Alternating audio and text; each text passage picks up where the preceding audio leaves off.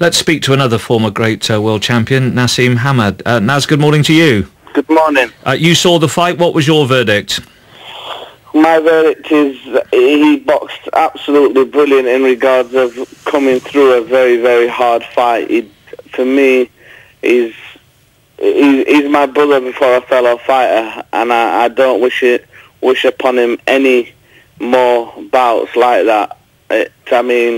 Fights like that in your career basically shortens your career. It was a very, very hard fight. You know, it was the later stages of the fight was really, really bad. I'm just watching him in there. I just don't want to see him in fights like that, basically. As much as I'm happy and I should be in the best of moods of him being victorious, the fact is I saw a close friend and a brother in there go through some tough times, and I don't want to ever see that again. And it's an interesting point that you make about you know it shortens your career. There's a saying that you can only have literally a handful of fights. Not that you would want a handful of fights. You can only have a handful of fights like that. Yeah, well, I don't even know if you can have a handful. I mean, nobody really knows the full effect that he's going through now on what really happened after the fight and how he really feels and what scans or whatever they've done on him. The fact is, the saying through boxing when I was growing up was, if you hardly get hit, you've got a long career, and if you get hit a lot, you've got a short career. It's simple as that. Well, as we've been speaking, we've had a word with the hospital, and they've issued a statement to us, and they say all clear, which is good news. So, how good can Amir Khan become, do you think, Naseem? For me, he's already been,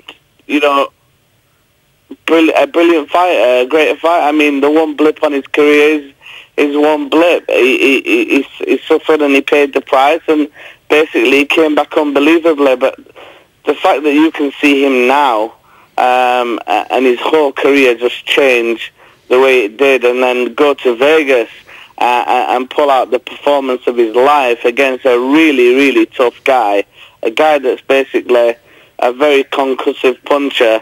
For me, how far do you want to see him get? I mean, can't we just congratulate him? Absolutely. And be really happy the fact of where he's already got after getting beat. Absolutely, no, you're right. He's a brilliant boxer, and yeah, I was really just sort of thinking that, given your knowledge of the game, where you'd sort of put him now. But you're right to say he is right up there with the very best. He's right up there with the very best. He's been man enough to pick out the hardest puncher and the most dangerous fighter of his division. Can't we say that he's the best in his division now? Why have we got to reach for bigger and better and stronger and tougher and rougher and more dangerous fights than that? Why? I mean, the guy's just done unbelievable.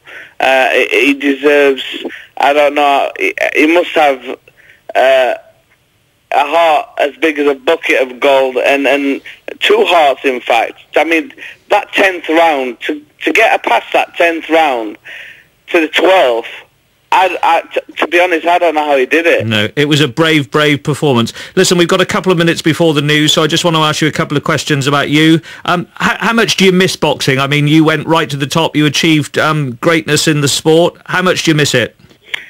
I miss it loads.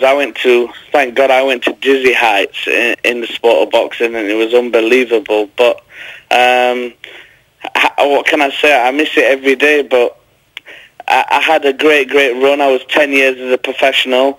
In the whole of my career, I would say, starting at the age of 7 till the age of 28, in my eyes, I only lost one fight on points, and I don't think that's bad going. And I just feel that as much as I miss boxing, I've got a great life with 3 beautiful boys in a great part of the world where I live, and it's fantastic. But as much as I miss it, I do believe that boxing misses me, and I've always said that. Yeah, well, you were one of the characters. Would you want your boys to box?